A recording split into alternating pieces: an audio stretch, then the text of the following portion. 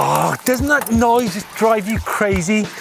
Chain's not engaging, just jumping a few gears. Let's have a look at some of the causes of that noise and how to fix it. So how then do you fix that noisy chain on your e-bike when you're in the middle of nowhere? Well, first up, you need to bear in mind that you cannot tip the bike upside down because that's simply going to damage the controls on your handlebar, your seat dropper and your electric motor control up here. Second of all, obviously you've not got a stand to turn to because you're in the middle of the woods. And then of course you're going to have your mates who are all around you laughing, saying just get a move on. So what do you do? Well, first thing you must do is switch the motor off on your e-bike. Now I'll come on to the reasons for that later. And secondly, you need to put your seat dropper at maximum extension. And then third one thing to do is to find a suitable tree. And in this instance, we've got a nice bit of yew in the woods with a good strong branch. So bear in mind that hardwood trees, the branches are going to be far stronger than softwood conifers, which might actually snap. So you need to be careful in your tree choice. So there you go, the bike's looking pretty hanging in the trees. So what's the next move? Now, as I mentioned earlier, it really is important that you switch the motor off on your e-bike if you're carrying out maintenance on the trail. And this shows just why, because once you start turning those pedals, you really need to keep your hand away from the rear wheel in case your fingers get trapped in the wheel there. So once it's in the tree, balance it, stop it rocking on the down tube up here rather than on the chainstay, which is between the crank and your derailleur. So there's three possible causes for your chain to be making that noise. The first up, the most common cause of that clicky chain could simply be that the inner gear cable is stretched or it hasn't actually bedded in yet. Now this is quite common amongst new bikes, but it also happens on second-hand bikes too. And what you're trying to do is take up the slack in the cable there. And you do this by adjusting the barrel adjuster, which is found most likely on the handlebar shifter of your gears, or on road bikes down at the derailleur on the back, but we're probably talking about the handlebar adjustment in this instance. So if it is the case that the cable is simply stretched, more often than not, it's only about a half a turn to a turn on the barrel adjuster retains that tension in your derailleur and your cable.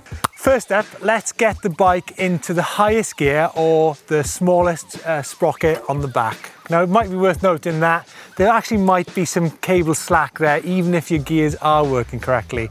But all I'm going to do is start pedaling the bike and I'm going to click up a gear and see if it moves. In this case it's not moving, or it's kind of making a little bit of noise. So what I'm doing is keeping pedaling and then just adding a little bit of tension through the barrel adjuster until it moves. You can hear a click in, boom, onto that next cog up. Okay, so you've got to a stage where you're really happy that there's no rattling and the gear moves up to the next easiest gear. What you need to be doing next is error checking. All you do is slowly go up through the gears as you're pedaling, listening for any noises, any changes in the system. As you can see, I've got a point here where it really wants to jump up into the next gear. So in that case, it simply means there's too much tension in the system. So all I'm doing is backing off on the barrel adjuster. And there she is, drops smoothly, sweetly into gear. You've got to love that. So then I'm going to carry on back up again, up into the next. Looking for error checking like I mentioned earlier. Up she goes, one at a time, smoothly. Okay, so I'm coming down through the gears. I've got a point here where it's not wanting to drop down to the next cog. So that probably means that it's still too tight. So what I'm going to be doing is backing off that barrel adjuster a little bit more and boom, she's in. So keep on going down some of the gears from this point on. Down, down, down, down, all the way to the highest gear, and she's sweet. Now, the second cause of a clicky chain could actually be that your derailleur has taken a knock because you've been hammering those trails for the last 5 months. And let's face it, you can actually tell if your derailleur hanger is bent because if you look at it from behind, it's quite obvious. Now, what we wouldn't recommend you do in a situation like this is to hunt around in the undergrowth and try and lever that derailleur hanger back into position, because let's face it, an e-bike derailleur hanger is under quite a lot of stress. So you need to face the facts that it's really going to be something you're going to have to tackle when you get back home, get either a new derailleur hanger or straighten it up in the workshop.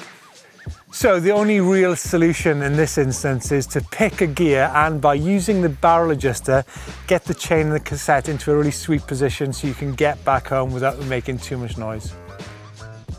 So how do you know if you have actually got a bent or stiff link in your chain? Well, all you do is simply spin the cranks and it should become quite obvious where that weak link is. Now, how to fix it? Well, you really need a chain breaker and possibly a spare link to sort this problem out, because if you haven't got it, if you continue to put force through the cranks and continue your ride, you could be looking at chain failure, which is disastrous. And if you haven't got that chain breaker and spare link, you could be forced to push your bike home, which is no fun for anybody. Number 4 on our list of possible chain problems could actually be because of a sticky inner cable. And you will know yourself that this is a problem because you've not been on top of your maintenance in the recent weeks. And it's quite an easy thing to spot. All you do is actually go up and down to the gears. When you go up into the easier gears, they seem to be shifting quite correctly. However, when you go back down into the harder gears, they're not shifting as sharply as they should be. And if you think about it, it's quite obvious because you've got a lot of leverage on that adjuster on your handlebar to get you up into the easier gears, whereas when you're going back down into the harder gears, you're just relying on that little spring on the back. So key thing here is make sure you keep on top of your maintenance so it's not going to be a situation on the trail anymore. So you might be wondering why we've not talked about the B tension or the limit screws on the derailleur on this bike. And there's a simple reason for that, because if your derailleur is fitted correctly, you should not be having to fuss with it out on the trail. So that's it for me. In this instance, all my problem was I needed to adjust the tension in my cable. So I've done that and I can now just continue my ride. So get the bike down out of my nice bit of yew tree and carry on down to the wild garlic. If you want to see some more maintenance related videos, there's a good one on battery fundamentals down here. And if you want to look at motor fundamentals, just check this one out down here. Hope you liked the video. Please subscribe to the channel if you've not already done so. And give us a thumbs up because I'm just going to head down to this amazing bit of single track. Cheers.